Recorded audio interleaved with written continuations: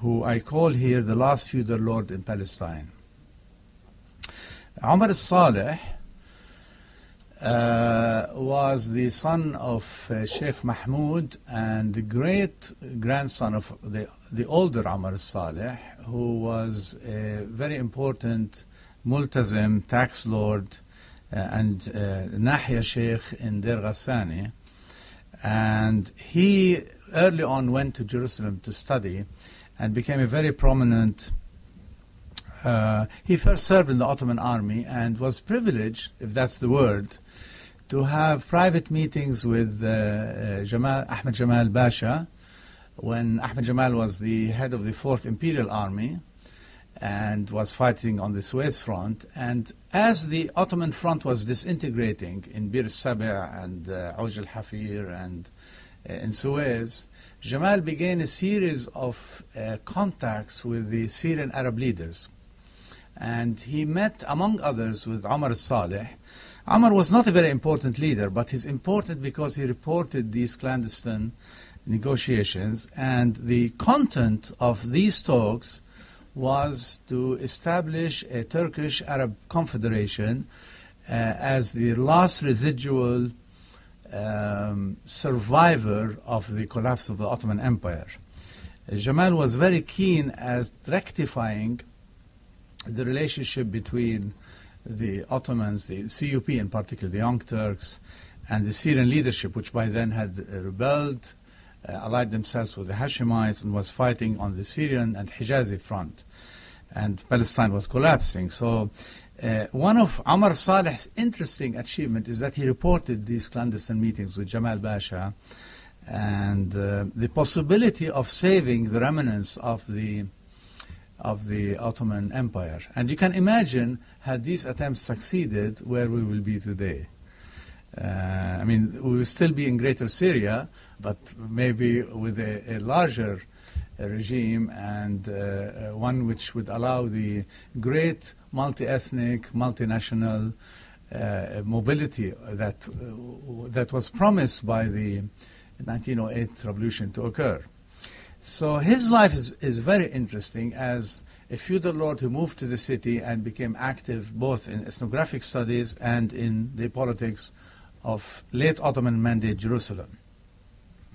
And then we move to a man called Ishaq al-Shami, who I call the predicament of the Arab Jew in Palestine. Ishaq al-Shami, again a Maghmur writer who was the son of a Sephardic family in Hebron, and his mother tongue was Arabic.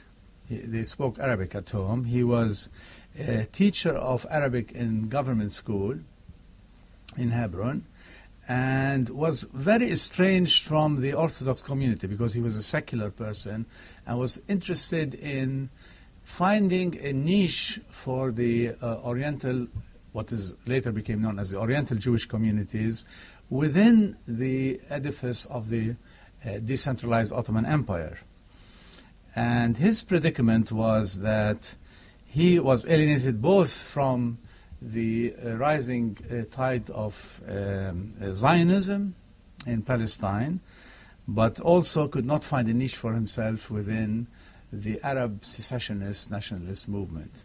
So he began to write a series of accounts, the most important of which are two pivotal, very important texts. One is known as Naqmatul Aba, the vengeance of the fathers, and the other is Jum'ah the Simpleton, Jum'ah al-Ahbal. And it's about characters from Hebron who used to go and attend Nabi Musa festivals, but through these characters he weaved a very interesting story about the modernity of Palestine. And these were published in 1903, 1904. And then he kept writing in the 1920s. But his life shows that there was a Jewish community in Palestine that was keenly interested in partaking of the Nahda literature that was coming out. He later on moved to write in Hebrew. He became a Hebraist, a modernist, but not of the Eliezer fraction. He belonged to another Hebrew revivalist faction. And he he eventually moved to Haifa after the massacre of the Jews in Hebron 1929. He moved to Haifa, a very despondent person.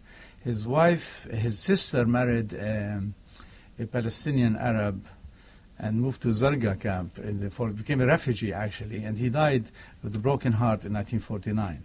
His trajectory is very interesting to show that there was another facet to Jewish life in Palestine at the time. And the fourth character is Najati Sidqi. You probably have heard of him. IPS published his very important diary recently. But Najati Sidqi, whom I call the enigmatic Bolshevik, belonged to first to the Palestine Communist Party, and then he became an agent of the Comintern, whose task was to Arabize Palestinian communism, because it was heavily dominated by Russian, Ukrainian, Polish Jewish elements. And he was sent on a number of missions, one of which was to fight with the Republicans in Spain. And he was in charge of broadcasting to the Moroccan soldiers who were with Franco to defect to the other side. But he kept addressing them in Jerusalem dialect, which was not very comprehensible to them. So apparently he failed miserably in this attempt. But he came back, he was sent to Moscow, and there he became very close to Ho Chi Minh, Mao Zedong, and to Zinoviev, which made him on the wrong side with Stalin, of course.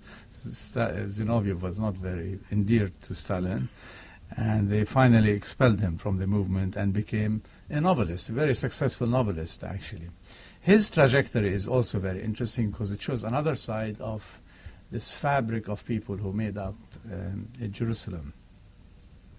And finally, we come to the creme de la creme, Khalil Sakakini, and I address him in two chapters here. One is his love affair with Sultana Abdo. I was very lucky. I inherited about 42 letters corresponded between Sultana and Khalil between 1906 and 1908. He came to work in America selling carpets and then teaching Arabic. It was quite miserable, and I called the section on Khalil a miserable year in Brooklyn. Quite miserable, actually. He was a year of recession. He couldn't find work. Nobody wanted to learn Arabic. So he finally became an editor with what's his name? Farah Antoun, I think. Sahih? Farah Antoun? Of Al-Jami'a, which was, in those days, America was teeming with Arab journalism. I mean, Sao Paulo, Rio, New York, and to a lesser extent Boston were a stronghold of a very modernist and vigorous Arab journalism, and Khalil was part of this. But he couldn't stay away from Sultana.